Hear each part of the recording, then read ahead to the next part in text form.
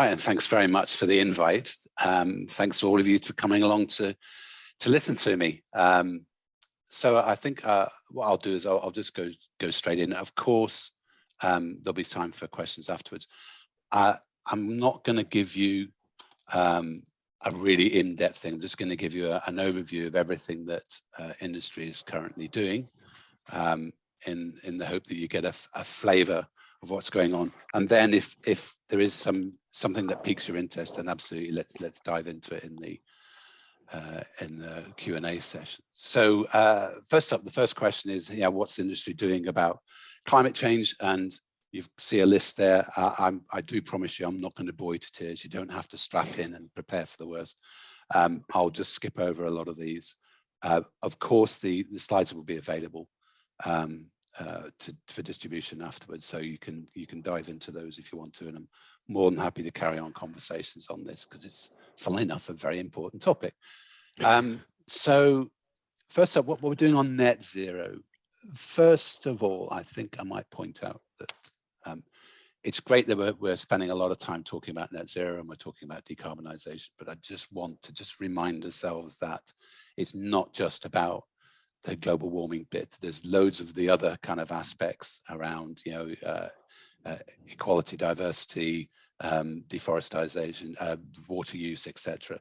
We all have to kind of balance a lot of these, and there's no one right answer. I think when we come to pharmaceuticals, I think we're going to have to use something like, I don't know, I've tried to use the term best environmental outcome, because what you kind of give with one hand, you might have to take with another in terms of a potential unintended consequence. So to just be mindful that it's great that we're working about net zero, but we shouldn't be totally laser focused and ignore everything else. Anyway, so what we're doing about net zero, well, you don't have to take my word for it, because there's been some academic studies, and this is the most recent one from a PhD student at Oxford Uni who's done a desk-based research looking at the public commitments that pharma companies have been making in terms of commitments to climate change and net zero. And this is just a kind of a snapshot of the top 20 pharma companies as chosen by revenue. Not all of them are ABPI members, but a fair chunk of them are. I suppose that's a reminder, the ABPI represent the research-based pharmaceuticals industry, so the kind of the big brands, the kind of new medicines, etc., and not the generics. I'm sure there are others who can give a better account of what generics are up to, but from my own experiences, they're pretty much the same as ourselves. But this kind of gives you an idea of what we've been up to and when we started taking this seriously. So it's not just a sudden flight of fancy. I think a lot of companies have been getting involved in this for quite some years now, and are ready to be public about what it is they're doing. Like I said, there's I'll share the slides so you can read that barcode and go and have a chat with Amy and Chris on their findings. In terms of the other kinds of commitments and the transparency, there's a need for some verifications, from third-party verification of the claims that pharma are making. Absolutely, we want to be sure that we're doing the right thing, and we want to just have others check our homework. And these are some of the initiatives that members have signed up to. Carbon Disclosure Project, I think some of you may know, a company, a country, a city, an organization can submit their homework on a yearly basis and get it scored. They'll give you a grade, A to F, I think, on how well you're doing on the journey. And many of our members have been submitting their homework for a few years now. Science-Based Targets Initiative, I think someone will probably bring that one up as well. So there, we're absolutely making sure that there's evidence behind what we're doing, and we're tackling the right things. B Corp, Sustainable Medicines Partnership, I might talk about later on. The Pharmaceutical Supply Chain Initiative is an interesting one. So this is a collaboration between pharmaceutical companies where they're actually going out and auditing their suppliers with regards to their commitments to climate change and carbon reduction. And they share those audits with other members such that they don't have to replicate effort. Replication, of course, is not needed. That's a kind of a waste when it comes to things like trips and visits and audits, etc. So there's a way of sharing information in order to share best practice and also as well as sharing information. IMI Premier I'll talk about later on. And then of course there's the UN Sustainable Development Goals, of which there are 17. So many members committing to one or some or even all of these. So yeah, it's just there's that need to make sure that what we're doing is transparent and can be verified by alternative parties. What are the ABPI members doing? Well, what we're technically doing is we're working together, and we've been working through the Medicines Manufacturing Industry Partnership that some of you may be aware of. Is a coalition funded by UKRI, ABPI and BIA members. And there are certain work streams we're working on that through the manufacturing, one of which is sustainability. And we've tried to break this enormous topic down into some kind of sizable chunks such that we can actually do something. And we've kind of framed them as 6 challenges, which you can see here. And then working with our members, we kind of recognize that there are some things where totally within the gift of pharma to do something about. Others where actually it's not necessarily a pharma specific issue, but we can help by being an exemplar for that. So so energy is a good example, and also the transport and logistics. So we can work as one of the industries to reduce the carbon footprint of our emissions through both energy and through moving our stuff around. But there are others where we absolutely need to collaborate in a much wider aspects than maybe we have done before in order to make a difference. So we've kind of, as you can see, just by luck, I suppose, there's 2 of each here. So we're putting our efforts into sustainable manufacturing and safe and sustainable by design, but we're not just ignoring the other bits. So we are putting a lot of effort on the energy front, and there's an example that's coming up later on, but also in terms of what we're doing in terms of transport and logistics, and there's another example coming in on that. I think the key one for us, the most important one to start with, is the bit around metrics. If we're making decisions like posting a product, for example, we need to make sure that we're comparing product A with product B, that we're actually comparing apples with apples. We also need to know that the measurements and the tools that we're using have a scientific basis to them, such that we're not, product B isn't using some dodgy stats in order to make themselves look green, where actually the product A is being totally upfront and honest about it and just doesn't look good in comparison. So we need to be making sure that we're using common standards, and those standards have to be global because it's a global industry, and it's a global crisis that requires a global response. So we're trying to work with NHS England for sure, and we want to work with the other NHS groups as well to make sure that whatever we're using when we're doing those measurements, that they do have a sound basis and everyone's working on a level playing field. This is just a graphic to show why we've broken it down to those 6 chunks, because pretty much all of those 6 chunks cover the entire life cycle of a medicine, from sourcing the raw materials all the way through to going through the body and out the other end.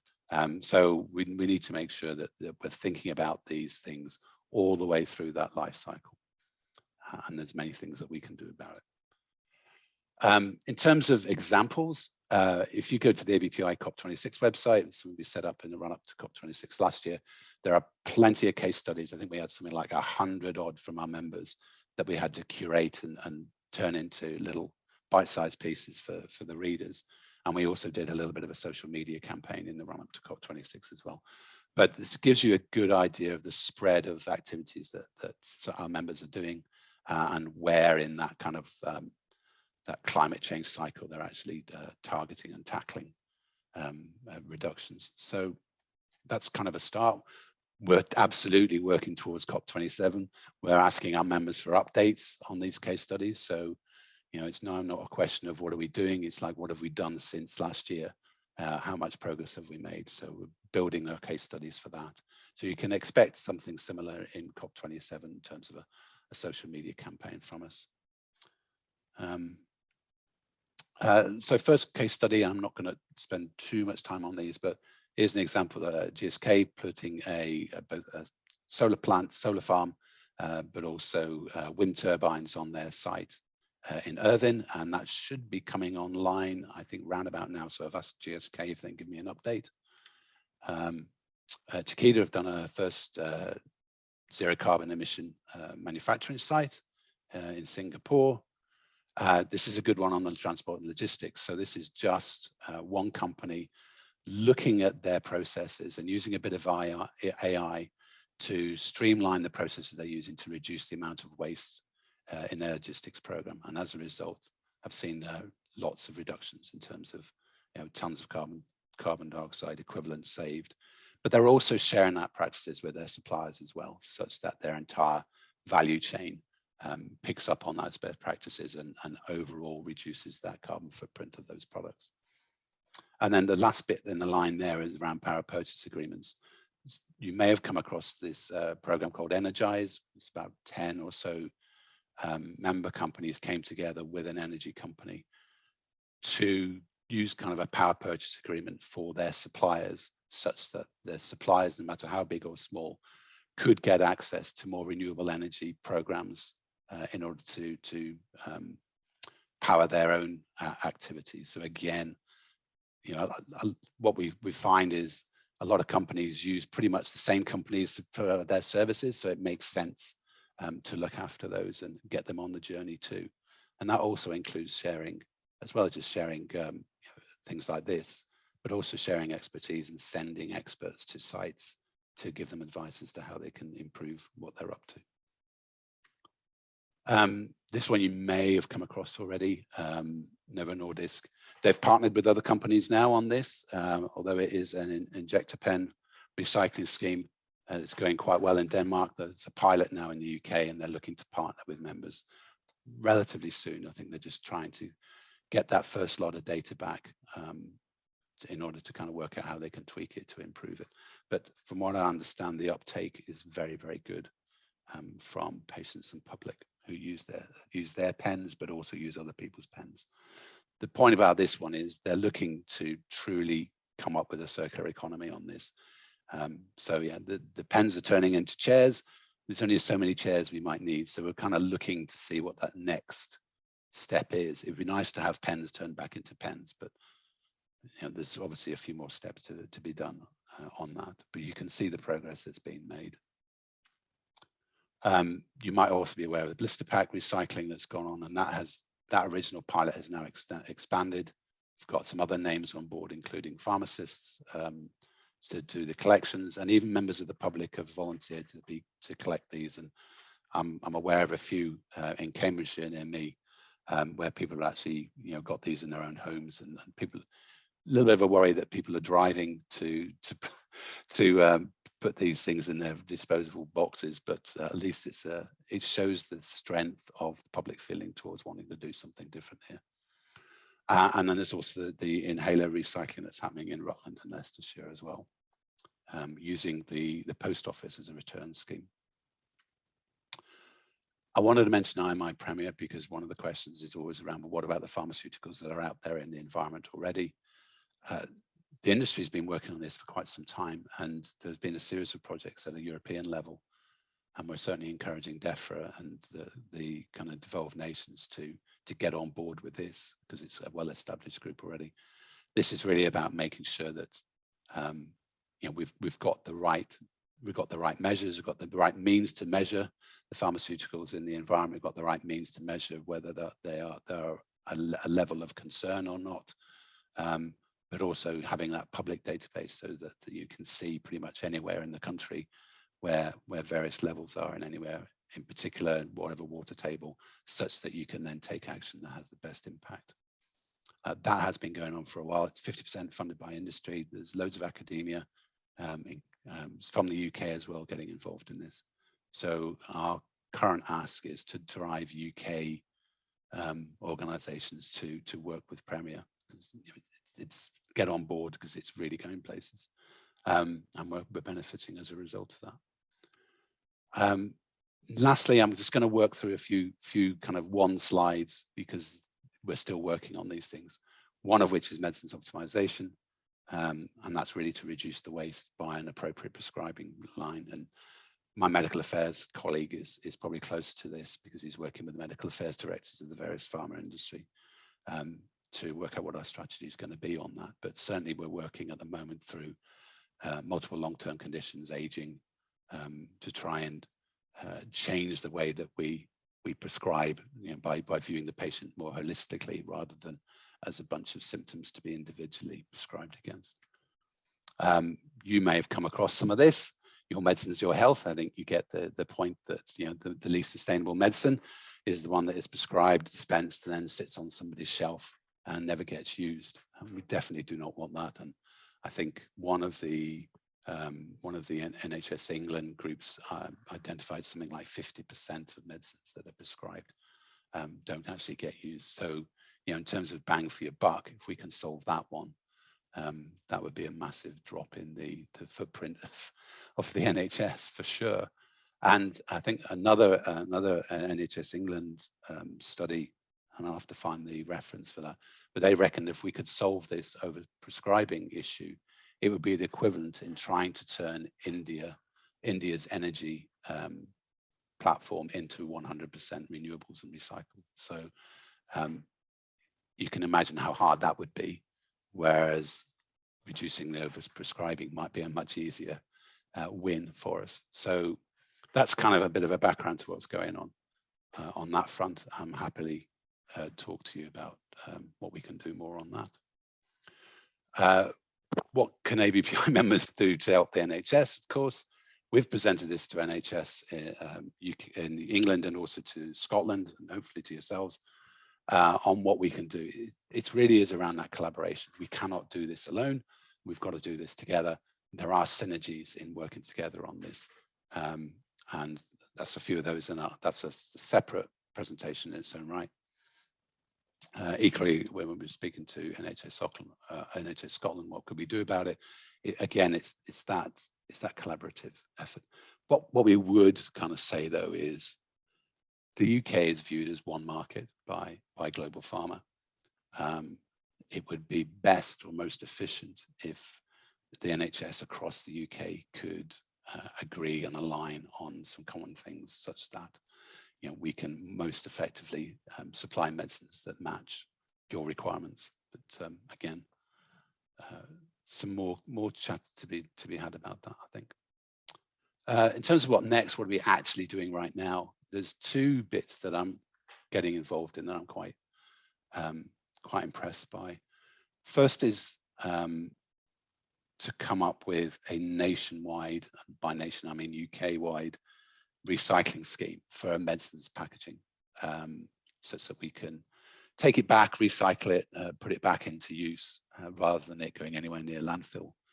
Of course, that's a very complex ask. And whilst we have lots of pilots, those pilots are not long-term sustainable. What is sustainable is if we can actually come up with a solution that can be brand agnostic, it can be type agnostic. I think our maths works out that the industry puts maybe 0.2% of all the plastic that goes onto the market in the UK in any year. But that is, even though it's a small percentage, it's still a significant amount of tonnage. And it's sufficient to garner the interest of the recycling industry. So we're building a group and building a call to action with a view to a UK conference stroke workshop towards the end of this year of like-minded people who want to make something happen, and fill in the gaps of knowledge that we don't have, but also build a roadmap such that this becomes a norm, regardless of where you are in the UK. The other bit is around electronic product information. So that's kind of a digital first.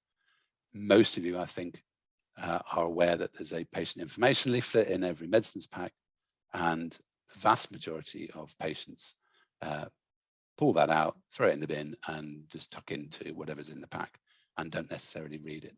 There are absolutely those who rely on that, and we shouldn't leave them behind. But if you think about the amount of paper and thus waste that is generated there, I think a 21st century solution needs to be worked on. And again, there's a call to action coming out very soon with a very similar kind of workshop in mind with a roadmap to have the UK using electronic product information in a relatively short time frame. Lastly, talking about EPI, but I'm sure you can read that for yourselves. Talked about that. This is a bit of an interesting one. It's early days. We need to start looking at how we can use recycled plastics in terms of packaging where it's in contact with the medicines. The safety issue is not there yet. We need to resolve that. The volumes that are required are not there yet. We need to resolve that, but we need to start talking about that now. And then lastly, it's a question for you guys. How do we make the more advanced therapies and medicinal products sustainable? At the moment, we're kind of early days, things like CAR-T, absolutely the focus there is on the risk benefit to the patient. But at some point, these things will start to become the norm, and then we need to be talking about how can we measure the sustainability footprint or the impact that these treatments have, given that they have the potential to vastly reduce the